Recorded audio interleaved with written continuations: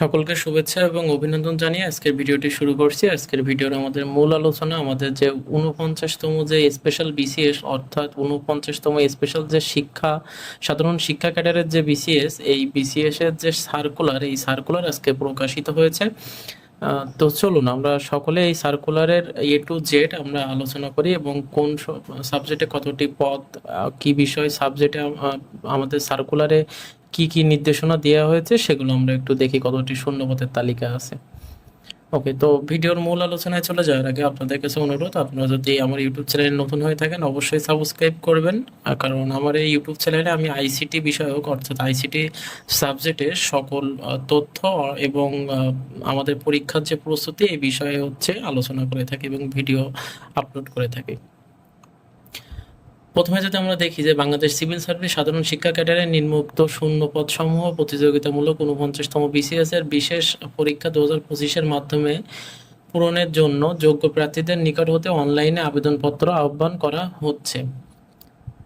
এখন এইখানে যদি আমরা 1 নম্বরে দেখি যে বিসিএস সাধারণ শিক্ষা সরকারি সাধারণ কলেজ সমূহের জন্য আপনার হচ্ছে প্রভাষক, যেটা প্রভাষকের বিষয় প্রভাষক বাংলা। এখানে আমাদের বাংলায় শূন্যপদ আছে 61টি। এখন এখানে আমাদের মোট শূন্যপদ হচ্ছে 610টি। আমাদের টোটাল হচ্ছে কলেজ পর্যায়ে যে প্রভাষক, এই প্রভাষকের জন্য আমাদের মোট শূন্যপদ কতটি? আমাদের এখানে কিন্তু মোট শূন্যপদ 610টি। এবং এইখানে আমাদের শিক্ষাগত যোগ্যতার বিষয় যেটা বলা হয়েছে, এখানে যে কোনো শিক্ষিত বিশ্ববিদ্যালয় হতে সংশ্লিষ্ট বিষয়ে প্রথম শ্রেণী বা সমমানের জিপিএতে স্নাতকোত্তর এবং ডিগ্রি অথবা দ্বিতীয় শ্রেণী বা সমমানের জিপিএতে অনার্স সমূহ, দ্বিতীয় শ্রেণী বা সমমানের জিপিএতে স্নাতকোত্তর ডিগ্রি অথবা সংশ্লিষ্ট বিষয়ে 4 বছর মেয়াদী ন্যূনতম দ্বিতীয় শ্রেণী বা সমমান জিপিএর স্নাতকোত্তর ডিগ্রি। এখন এখানে কিন্তু বলা হয়েছে এবং শিক্ষাগত যোগ্যতার বিষয় করে হচ্ছে 108, এটা দেয়া হয়েছে। এটা হচ্ছে বাংলার বিষয়ে আর কি। এখন এখানে সংশ্লিষ্ট পরীক্ষার বিষয়ের কোড হচ্ছে 111। এখন এইভাবে আপনারা দেখে নেবেন। এখানে আমাদের যে ইংরেজিতে হচ্ছে আমাদের শূন্যপদ আছে কয়টি? শূন্যপদের সংখ্যা হচ্ছে 50টি। এখানে রাষ্ট্রবিজ্ঞানে হচ্ছে 55টি। এইভাবে আপনারা দেখবেন এক এক করে, আমি আস্তে আস্তে স্ক্রল করছি এবং এইখানে কিন্তু সবগুলো শিক্ষাগত যে যোগ্যতা কিন্তু সবগুলো এই একই, সেমই আর কি। এখানে যে ইসলাম শিক্ষা, ইসলামের ইতিহাস ও সংস্কৃতি, এখানে হচ্ছে 32টা আর কি শূন্যপদের তালিকা। এবং এই যে সব শূন্যপদ মিলায়ে কিন্তু আমাদের 610টি শূন্যপদের তালিকা প্রকাশ করেছে। এবং তথ্য ও যোগাযোগ প্রযুক্তি যেখানে হচ্ছে 25টি শূন্যপদের তালিকা। এখন আমরা এখানে মোট হচ্ছে সবগুলো দেখি এবং এইখানে হচ্ছে 653টি শূন্যপদ, এইগুলো সব যোগ করে আপনার 653টি শূন্যপদ। এখন এখানে আরো একটু দেখি আমাদের এখানে খ নম্বরে যেটা বলা হয়েছে, বিসিএস সাধারণ শিক্ষা সরকারি শিক্ষক প্রশিক্ষণ কলেজ সমূহের জন্য আপনার টেকনিক্যাল যে কলেজ সমূহ, যে এক কথায় আর কি প্রশিক্ষণ কলেজ সমূহ আর কি, সেটাই হচ্ছে 620টি শূন্যপদ। টোটাল হচ্ছে 620টি শূন্যপদ। এখানে একটু দেখেন, আপনারা দেখলে অবশ্য বুঝতে পারবেন সবকিছু এক এক করে আমি আস্তে আস্তে স্ক্রল করছি। এখন আমাদের যে সার্কুলার, এই সার্কুলারে যে বিষয়গুলো বলা হয়েছে সেই বিষয়গুলো আমরা মেইন যে বিষয় সেগুলো আমরা একটু দেখি।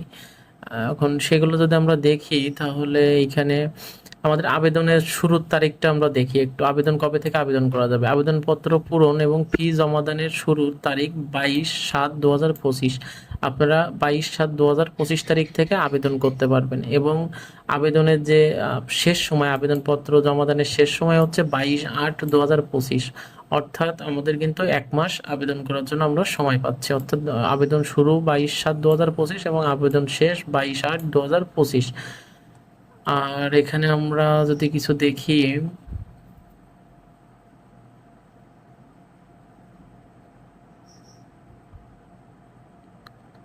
ওকে, এখানে এখানে আরেকটা গুরুত্বপূর্ণ কথা বলা হয়েছে যে প্রার্থীরা ফি জমাদান সম্পূর্ণ করতে হবে এবং ফি জমাদানের পূর্বে আবেদনপত্র সংশোধনের সুযোগ রয়েছে। দেখেন, আপনাদের যদি আবেদন করার সময় ভুল হয়ে যায়, অ্যাপ্লিকেশন কপিতে যদি ভুল হয়ে যায়, সেক্ষেত্রে আপনারা ফি জমা দেওয়ার আগ পর্যন্ত, ফি জমা দেওয়া না পর্যন্ত, আবেদন যে ফি এটা জমা না দেওয়া পর্যন্ত আপনারা সংশোধন করতে পারবেন।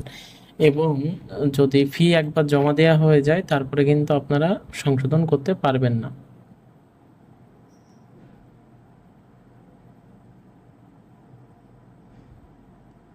এখানে আরেকটি কথা বলা হয়েছে যে আবেদনপত্র জমাদানের শেষ তারিখ ও সময়ের জন্য অপেক্ষা না করে পর্যাপ্ত সময় নিয়ে আবেদন করার কথা বলা হয়েছে আর কি।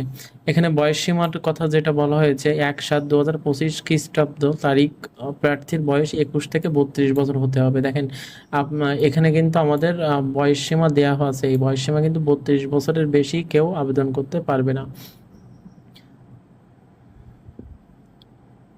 এবং নাগরিকত্বের বিষয়ে যেটা বলা হয়েছে প্রার্থীকে অবশ্যই বাংলাদেশের নাগরিক হতে হবে। এগুলো আপনারা একটু দেখে নেবেন, কারণ আমি সবকিছু বলতে গেলে আসলে অনেক বেশি ভিডিওটা বড় হয়ে যায়। এখন এখানে যে আমাদের আবেদনের বিষয় যেটি আমাদের যে ছবির বিষয় যেটা বলা হয়েছে, এখানে কিন্তু আমাদের ছবি কিন্তু 300x300 পিক্সেল হতে হবে, 300x300 পিক্সেল হতে হবে এবং সাইজ হতে হবে 100 কেবি। এবং সাদা কালো ছবি গ্রহণযোগ্য হবে না, সাদা কালো ছবি গ্রহণযোগ্য হবে না। এবং স্বাক্ষরের ক্ষেত্রে যেটা বলা হয়েছে 300x80 পিক্সেল হতে হবে। এবং আমাদের আবেদনের যে ফির কথা যেটা বলা হয়েছে, আমাদের আবেদন ফি কিন্তু 200 টাকা আবেদন ফি ধরা হয়েছে। এবং যারা প্রতিবন্ধী তাদের জন্য কিন্তু 50 টাকা, অর্থাৎ হচ্ছে ক্ষুদ্র নৃগোষ্ঠী, এখানে আমি একটু আবার একটু বলি, ক্ষুদ্র নৃগোষ্ঠী প্রার্থী, প্রতিবন্ধী এবং তৃতীয় লিঙ্গের প্রার্থীর আবেদন ফি হচ্ছে 50 টাকা। ওকে, এবং আবেদন ফি জমা দেওয়ার পদ্ধতি যেটা, সেটা হচ্ছে এই যেখানে BCS লিখতে হবে, স্পেস ইউজার আইডি লিখে এইভাবে আপনার আবেদন আর কি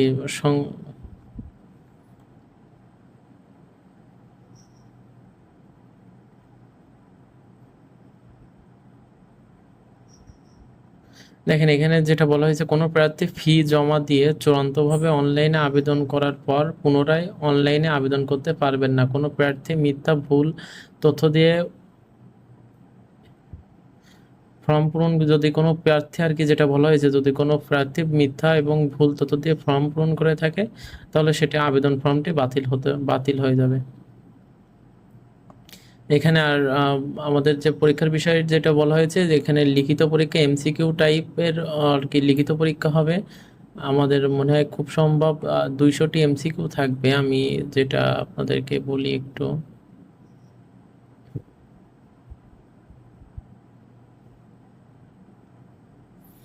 ওকে, এখানে আপনারা একটু দেখবেন যে লিখিত পরীক্ষার MCQ হচ্ছে 200 নম্বর, এই MCQ টাইপ 200, মৌখিক পরীক্ষা 100, সর্বমোট হচ্ছে আমাদের 300।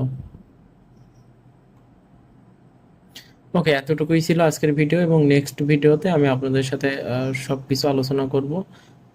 সেই সেই ভিডিওটি সবার প্রথমে দেখার জন্য অবশ্যই চ্যানেলটি সাবস্ক্রাইব করে রাখবেন এবং ফেসবুক পেজটি ফলো করে রাখবেন। ধন্যবাদ।